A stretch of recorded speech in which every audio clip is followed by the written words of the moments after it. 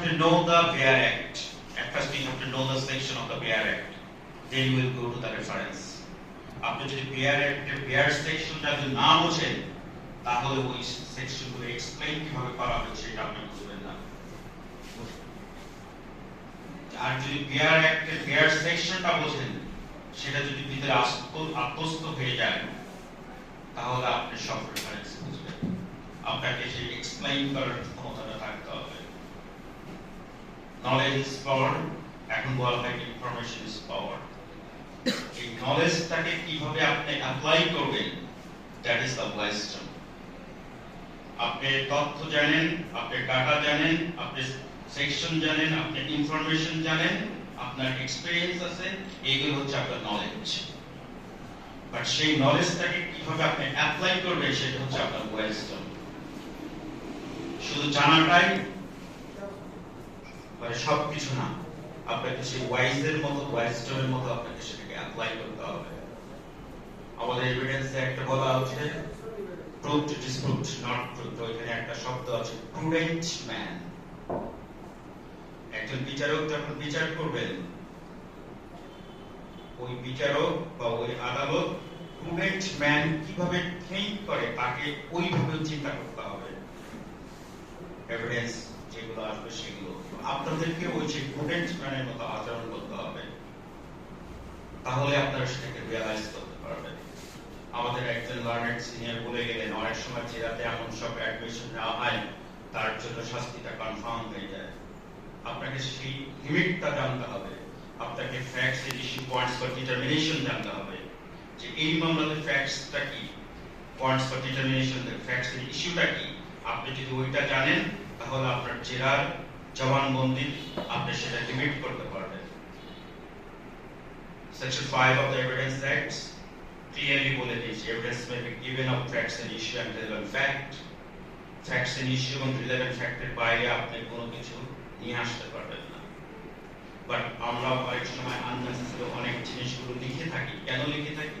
আমি যদি তাকে ওখানে থামাতে যাই আমার একটা হ্যাসিং হবে, আমার কোর্টে যতক্ষণ তার সাথে এই বিষয়টা নিয়ে কথা বলবো সেই সময়টা আমার নষ্ট হবে। আমরা লিখে যাই উইথ দ্যাট রেসপেক্ট যে আমার যাতে কোর্টটা স্মুথলি রান করে। বাট আমি যখন এভিডেন্সটাকে অ্যানালাইসিস করি, মার্শালিং করি, তখনই এইগুলো প্রয়োজনীয় অংশটা আমি নিয়ে নিই। আমাদের একজন সিনিয়র বললেন যদি খুবই সংক্ষিপ্তভাবে জেরা করেন, খুবই সংক্ষিপ্তভাবে জবানবন্দি নেন, it is so cute art, it is so smart art. কেন উনি পারতেন? কারণ ওই আইনটার প্রতি স্ট্রং দখল তার ছিল, এই জন্য উনি পারবেন। আপনার যদি নথির প্রতি পূর্ণাঙ্গ দখল না থাকে তাহলে আপনার কথাবার্তা অসংলগ্ন হবে, আপনার কথাবার্তা অপ্রাসঙ্গিক হবে, আপনার কথাবার্তা শর্ট হবে না।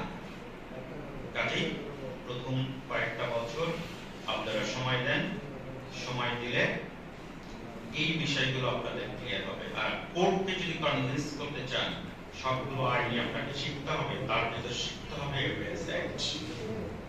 আপনি যদি এভিডেন্স অ্যাক্টে যদি এক্সপার্ট হন, আপনি ব্রিফের দরকার হবে না, আপনার নিজস্ব ব্রিফ লাগবে না।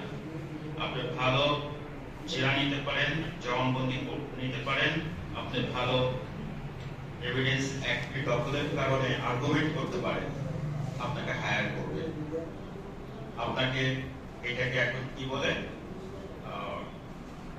আউটসোর্সিং, আপনাকে আউটসোর্সিং করবে। আপনার নিজস্ব মামলার দরকার নাই, বাট আপনার যে মেধাটা আছে সেই মেধাটাকে কাজে লাগাইতে হবে। আপনার টার্গেটটা ঠিক করতে হবে, whether you would like to go in civil or criminal। যেটাই ঠিক করেন না কেন দুটাতেই প্রচুর পয়সা। বাট এখন থেকে ঠিক করবেন যে আমি কোনটাতে যাব। প্রাইমারিলি আপনাকে প্রত্যেকটা জিনিসই করতে হবে, কারণ আপনি হচ্ছে ন্যায় বিচার প্রতিষ্ঠার জন্য, মানুষের অধিকারকে সংরক্ষণ করার জন্য ন্যায়ের ঝান্ডা নিয়ে আজকে থেকে পথযাত্রা শুরু করেছেন। আপনাকে আপনার প্রতিবেশী, আপনার কলিগ, আপনার সারাউন্ডিংস যারা আছে তারা ফৌজদারি বিষয়ে জিজ্ঞাসা করবে, সিভিল বিষয়ে জিজ্ঞাসা করবে। কাজে তাদেরকে সেই সাজেশনটা দিতে হবে। সেই সাজেশন দেওয়ার জন্য প্রাইমারিলি আপনি সকল কিছু করবেন, তারপরে তারা আপনার টার্গেটটা ঠিক করবে। এখানে অনেস্টির কথা বসেছি। অনেস্টি বিষয়ে বলা হয় honesty is the first chapter in the book of wisdom. Honesty হচ্ছে first chapter in the book of wisdom. আপনি যদি ওয়াইজ হতে চান তাহলে অনেস্টি আপনাকে মেইনটেইন করতে হবে, ডিসিপ্লিনটা মেইনটেইন করতে হবে। আমরা যদি সেই কোয়ালিটিগুলো অর্জন করতে পারি তাহলে অবশ্যই আমরা বেস্ট লয়ার হয়ে যাব। পরিশেষে একটু ঘড়ির দিকে তাকাতে হচ্ছে, আরো কথা বলা যেত।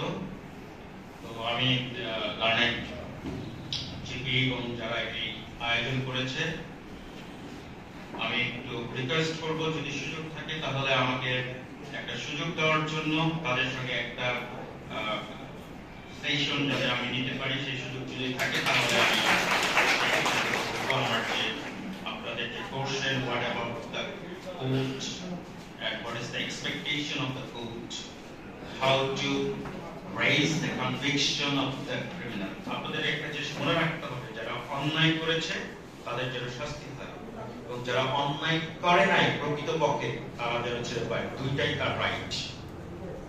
অনুরূপভাবে যাদের অধিকার ক্ষুণ্ণ হয়েছে সিভিল মামলা ক্ষেত্রে তারা যেন ফিরে পাওয়াটাই যেমন রাইট, যারা অধিকারটা গ্রাব করেছে তারা যেন সেটা থেকে পদচ্যুত হয় সেটাও একটা রাইট। দুইটা রাইটকে সংরক্ষণ করতে হবে। মামলার সংখ্যা আমাদের অনেক বাড়ছে, মামলার সংখ্যা বাড়ার পিছনে আমাদের যেমন দায়বদ্ধতা রয়েছে আপনাদেরও দায়বদ্ধতা রয়েছে। শুধুমাত্র প্রতিপক্ষকে হয়রানি করার জন্য আমরা যেমন মামলা করে দিই এটাও যেমন সত্য, আবার অধিকারকে প্রতিষ্ঠিত করার জন্য আমরা মামলা করি এটাও সত্য। আমাদেরও